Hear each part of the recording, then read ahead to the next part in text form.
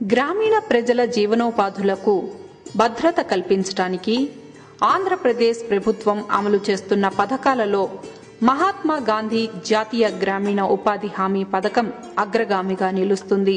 పథకం అమలులో వినూత్న విధానాలు అవలంబించడం ద్వారా దేశవ్యాప్తంగా అగ్రగామిగా నిలుస్తోంది. గ్రామీణ ప్రాంతాలలో శారీరక శ్రమతో కూడిన నైపుణ్యం లేని పని చేయటానికి ముందుకు వచ్చే ప్రతి కుటుంబానికి ఏడాదిలో కనీసం 100 రోజులు వేతన ఉపాధిని కల్పించటమే ఈ పథకం యొక్క ముఖ్య ఉద్దేశం.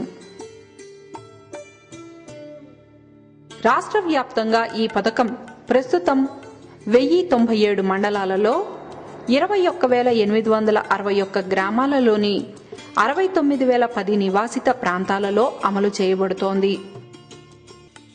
ఈ పథకం క్రింద సెప్టెంబర్ 2012 నాటికి 1,25,98,000 మందికి పైగా జాబ్ కార్డులు జారీ చేయబడ్డాయి. తొలి సంవత్సరం 2006-07లో 588 కోట్ల రూపాయలు ఈ పథకం క్రింద వెచ్చించి 21,74,000 మందికి వేతన ఉపాధి కల్పించబడింది.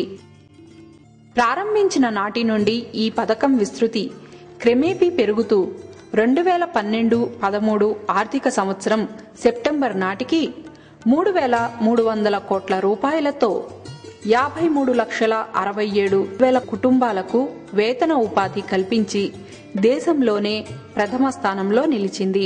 పథకం ప్రారంభించినప్పటి నుండి సెప్టెంబర్ 2012 వరకు 16,677 కోట్ల రూపాయలతో గ్రామీణ పేదలకు వేతన రూపంలో చెల్లింపులు జరిగాయి. పథకం అమలులో పారదర్శకత, జవాబుదారీతనాన్ని పెంపొందించడానికి ఆంధ్రప్రదేశ్ ప్రభుత్వం అమలు చేస్తున్న వ్యూహాలు దేశవ్యాప్తంగా మంచి పేరు తెచ్చుకున్నాయి. మహాత్మా గాంధీ జాతీయ గ్రామీణ ఉపాధి హామీ పథకం సక్రమ అమలు కోసం రాష్ట్ర స్థాయి నుండి గ్రామ స్థాయి వరకు ప్రత్యేక యంత్రాంగాన్ని కూడా ఏర్పాటు చేయటం జరిగింది. గ్రామ స్థాయిలో క్షేత్ర సహాయకులు, క్లస్టర్ స్థాయిలో టెక్నికల్ అసిస్టెంట్లు, మండల స్థాయిలో ఇంజనీరింగ్ కన్సల్టెంటు, ఒక సహాయ పథక నిర్వహణ అధికారిని నియమించడం జరిగింది. సమాచార నిర్వహణ కోసం మండల స్థాయిలో ఒక కంప్యూటర్ సెంటర్ ఏర్పాటు చేశారు.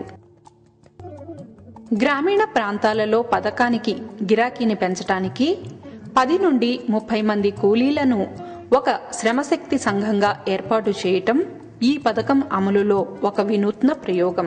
అసంఘటితంగా ఉన్న ఉపాధి హామీ శ్రామికులను ఏకం చేసిన ఘనత కూడా మన రాష్ట్రానికే దక్కింది. ఈ విధానం వల్ల గ్రామీణ ప్రాంతాలలో ఉపాధి హామీ పథకానికి మంచి గిరాకీ రావటమే కాకుండా శ్రామికుల హక్కుల సాధనకు దోహదం చేసింది. నేడు రాష్ట్ర వ్యాప్తంగా మొత్తం 4,82,000 పైచులకు శ్రమశక్తి సంఘాలు పనిచేస్తున్నాయి. శ్రమశక్తి సంఘాలను సమన్వయం పరిచేందుకు మేట్ వ్యవస్థను కూడా ఏర్పాటు చేయటం జరిగింది. ప్రస్తుతం రాష్ట్రంలో సుమారు 5 లక్షల మేట్లు పనిచేస్తున్నారు. త్రాగునీటి భత్యం, ప్రయాణ భత్యం, ఇన్సూరెన్స్ వంటి ఎన్నో సదుపాయాలు శ్రామికులకు ప్రత్యేకంగా కల్పించబడ్డాయి. రోజువారీ కనీస వేతనం 137 రూపాయలకు పెంచటం జరిగింది. చట్టంలో నిర్దేశించిన విధంగా 15 రోజుల లోపే వేతన చెల్లింపుల కోసం ఈఎఫ్ఎంఎస్ ద్వారా చెల్లింపులు చేయటం వల్ల శ్రామికులకు సకాలంలో వేతనాలు అందజేయబడుతున్నాయి. మహాత్మా గాంధీ జాతీయ గ్రామీణ ఉపాధి హామీ పథకం ద్వారా 4 కాలాల పాటు మన్నే ఆస్తులను కల్పించడానికి వ్యవసాయ, ఉద్యానవన, పశుసంవర్ధక శాఖ, పంచాయతీరాజ్, వాటర్ షెడ్, ఐజేపీ, అటవీ, సెరికల్చర్ వంటి 18 శాఖల సమన్వయంతో ఎన్నో ఉపయోగకరమైన ప్రాజెక్టులు అమలు చేయబడుతున్నాయి. ఉద్యోగులకు పని ఒత్తిడి తగ్గిస్తూ పథకం అమలులో వేగం, తేజం పెంచడానికి రాష్ట్ర గ్రామీణాభివృద్ధి శాఖ ప్రత్యేకంగా రాష్ట్ర గ్రామీణాభివృద్ధి సాఫ్ట్వేర్ అనే ఒక MIS ను రూపొందించింది.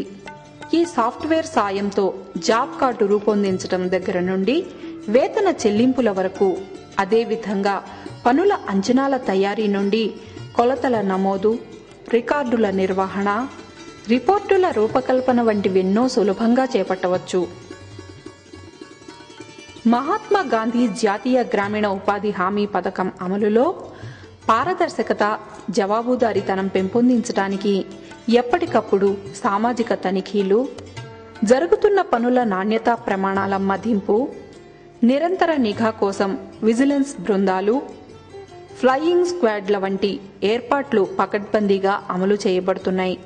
ఫిర్యాదులు మరియు సమస్యల సత్వర పరిష్కారానికి కాల్ సెంటర్, అంబుడ్స్మెంట్ వంటి వ్యవస్థలు కూడా పనిచేస్తున్నాయి. పారదర్శకత, జవాబుదారీతనం పెంపొందించేందుకు స్వచ్ఛంద సంస్థలతో కూడా ప్రభుత్వం చేతులు కలిపింది. 391కి పైగా ఎన్జీఓలతో అప్నా సంస్థ నేడు పథకాన్ని మరింత ముందుకు తీసుకువెళ్తోంది. మహాత్మా గాంధీ జాతీయ గ్రామీణ ఉపాధి హామీ పథకం అమలులో దేశంలోనే అగ్రగామిగా నిలుస్తున్న ఆంధ్రప్రదేశ్ రాష్ట్రం ఈ పథకాన్ని మరింత సమర్థవంతంగా ముందుకు తీసుకుని పోవటానికి ఇటీవల కేంద్ర ప్రభుత్వం జారీ చేసిన తాజా మార్గదర్శకాల ప్రకారం షెడ్యూల్ 1లోని 16 కేటగిరీల్లో 26 రకాల ప్రాజెక్టులు అనుమతిస్తోంది. ఈ 26 ప్రాజెక్టుల క్రింద మొత్తం 127 రకాల పనులు చేపట్టవచ్చు. షెడ్యూల్ కులాలు, షెడ్యూల్ తెగలు, సన్న మరియు చిన్నకారు రైతులకు చెందిన భూములను అభివృద్ధి చేసేందుకు ప్రాజెక్టు మోడ్ ప్లానింగ్ పద్ధతిలో 50 ఎకరాల నుండి 250 వరకు ఉన్న బ్లాకులను అభివృద్ధి చేసి సుస్థిర ఆస్తుల కల్పనకు రాష్ట్ర గ్రామీణాభివృద్ధి శాఖ రంగం సిద్ధం చేసింది.